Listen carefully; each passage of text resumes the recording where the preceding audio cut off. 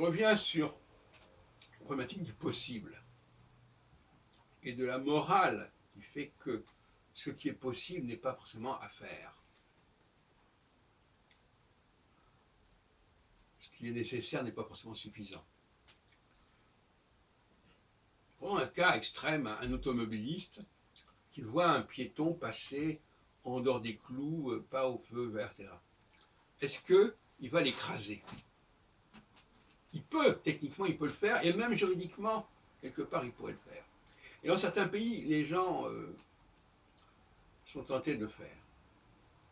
Dans notre pays, c'est pas parce qu'on peut le faire qu'on va le faire.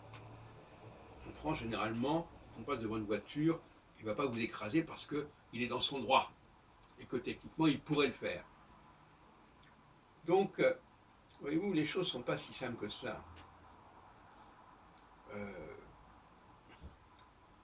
Moralement, nous avons certainement sur la conscience des choses que nous sommes permis de faire, parce que nous pouvions les faire, mais que nous n'aurions pas dû les faire. Il y a la différence entre ce qu'on peut faire, ce qu'on veut faire, ce qu'on doit faire. En principe, rien ne nous empêche de faire certaines choses, mais on ne se permet pas de le faire. On ne s'autorise pas à les faire. Et en plus de ça, on sait très bien, et je vais mettre le débat à un autre niveau, que c'est pas parce qu'on se présente à une élection qu'on est élu. On est simplement éligible. C'est pas du tout pareil. De la même façon que quelqu'un peut être corruptible, mais qu'il faut être un corrupteur pour en faire quelqu'un de corrompu. Là, c'est ce ternaire qui m'intéresse beaucoup. Et on voit bien que la langue elle-même met en évidence cette question.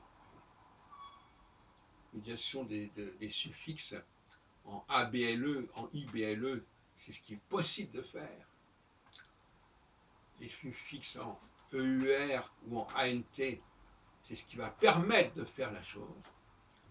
Et le résultat sont des suffixes de participe passé, en E accent aigu, en U, en E, en IT, en français.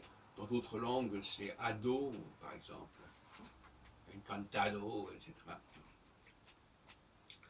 Donc la langue nous propose un schéma qui est tout à fait intéressant de sur ce que j'appelle la morphosémantique, c'est-à-dire que la structure de la langue, morpho, est porteuse d'un message, d'une sagesse.